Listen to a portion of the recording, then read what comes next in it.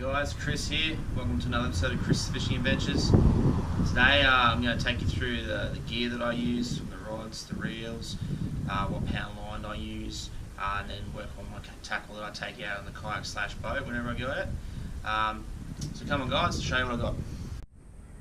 Okay guys, so I'll start off first. I've got this little outfit on the far right here. Just a nice little easy outfit. 2 to 5 kilo rod, little Sahara 1000 that I got off a mate of mine when we were out doing our fishing adventures. It's got 6 pound braid on it at the moment. Probably need to put some more on soon, but that's a good little outfit that I've caught a few good little fish on, which I'll continue to use for the light work. Next setup I've got is Brisbane River Boys combo. So it's a 1 to 3 kilo combo, the 2000 size spool. This particular outfit again is kind of another one of my light outfits. It's only got about 8 pound Super Sunline PE on it. Now I find Super Sunline PE to be a really tough but very thin braid, and it's done really well. I like using these particularly for little comps, going after noxious pests like tilapia and carp. That's a good little combo for that. Now step up to another Brisbane River Boys rod, 1 to 3 kilo, but this time I've got my old Kato 4000 on it. That's got, I'm pretty sure it's got 20 pound fins on it at the moment, and yeah, that's kind of like a very good looking outfit that I'll use for going after the bass, or I'll even occasionally go for the jacks, but that's probably a little bit of playing with fire right there on that combo, but still get the job done. Then we got the bait caster. Started getting into my bait casters a lot lately. I got the Shimano Corrado here, matched with the Fluga Trion. This one's a 3 to 6. The thing said 4 to 7, but either way, it's a nice little whippy one. That's what I like to take when I'm going after the natives, particularly the bass and stuff. I've used that one quite a lot lately. Now we move on to what I'd class as my jack setup. This is the Daiwa Zillion HD 100HS. Haven't even used it yet. It's a brand new reel. Heard a lot of good reports about this particular reel, so I decided I'd go out and get one while they're on special. So give that a really good go between now and next summer. I decided to try out the White Tiger series of rods that brought in by a guy down the coast in Tweed Heads. So he's got a mobile shop that he goes around to different show circuits. His name's Out of the Blue Tackle. He hooked me up with this rod here. It's a very good 4 to 8 kilo rod.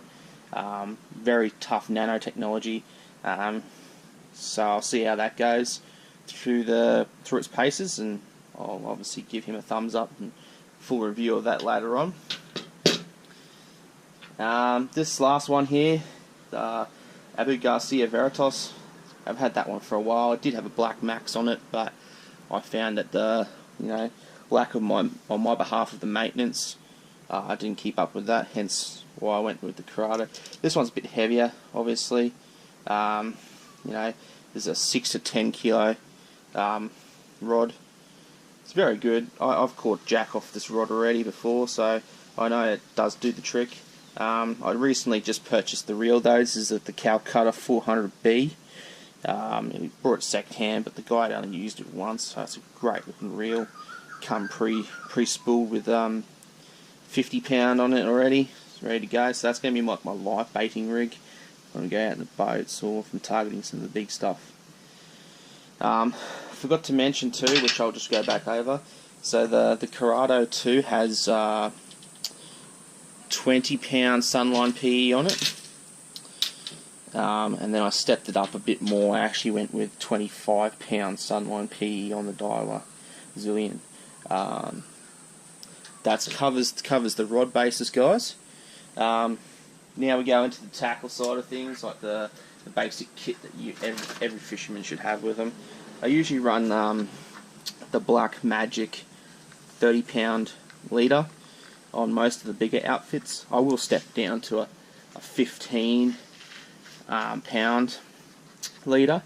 I currently don't have any, but I have tried the Skiz Tackle 13.5 pound, and that's just amazing stuff. But definitely I'd go with the Black Magic stuff for my stuff. I usually use a lot of soft plastics, and I do flick around the hard bodies, but I find that this stuff works the best.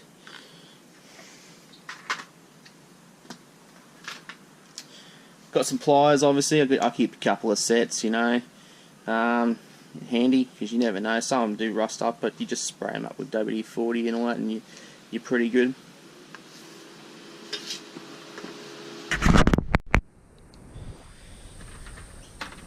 So just off one of those pliers, what you have next, guys, is you got your variety of lip grips.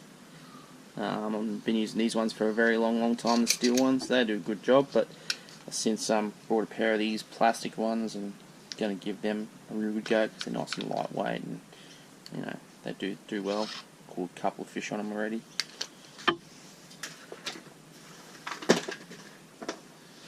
When you're dealing with braid, you've always got to deal with scissors, so you need good scissors.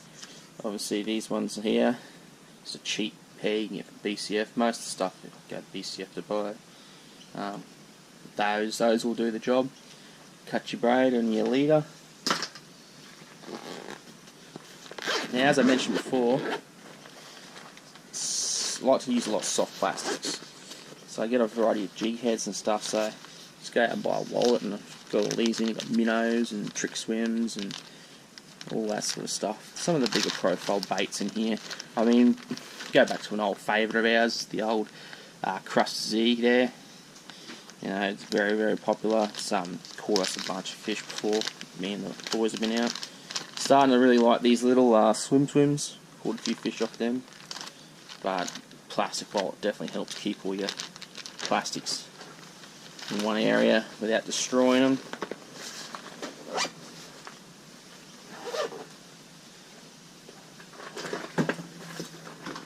Usually keep a few planos around. I mean, I don't take this one out a lot, but this is a good sized plano storage container. Usually I have jig heads in there, as you can see, some soft plastics and stuff, a few vibes, jig spin attachments. Obviously very good for if you want to go soft plasticking for bass and stuff. You know, spinnerbait, use a jig spin attachment on your little grub or whatever you've got. But I don't normally take this one out on the kayak. This is more for if I'm going out on probably the boat. It's got some of the bigger stuff in it. Yeah, a couple of things there. A bit of a spin bait, stuff like that there. So always good to have a good supply of these things in your arsenal. I do have two other planos which I currently don't have out at the moment. They've all got all my hard bodies and crankbaits and stuff in there. I'm going to start giving these a go for jacks soon. I've been recommended the Swimmer Z's. These are the 4-inch ones in opening night. Good mate of mine who currently lives in Bundy swears by these for his jacks, so when I get a chance to chase the jacks, hopefully go out next weekend. I'll be throwing hopefully these around. Hopefully get to test out the new Zillion. But that's it, guys. That's the basics of what I take with me out on the kayak / boat. Obviously with the boat you got a bit more room, so you know I can take the bigger tackle boxes and stuff and take some more rods and stuff with me. Usually I try and take no more than 2 rods when I go out in the kayak. I'll usually keep a spin combo and a bait caster with me at most of the times, and just need to change. One will have plastic on it and the other one will probably have a hard body or something. Yeah, but that's it, guys. Stay tuned. Thanks for watching. Subscribe if you like the video. If you want to see more stuff that I'll post up over the next coming lots of episodes. But thanks for the continued support from the guys that have already subscribed. You can check me out on the Facebook page. I've got the Facebook page going there, so just look up Chris's Fishing Adventures. Be posting up stuff soon, as much as I can up there. And stay tuned, guys. Look forward to seeing you in the next episode.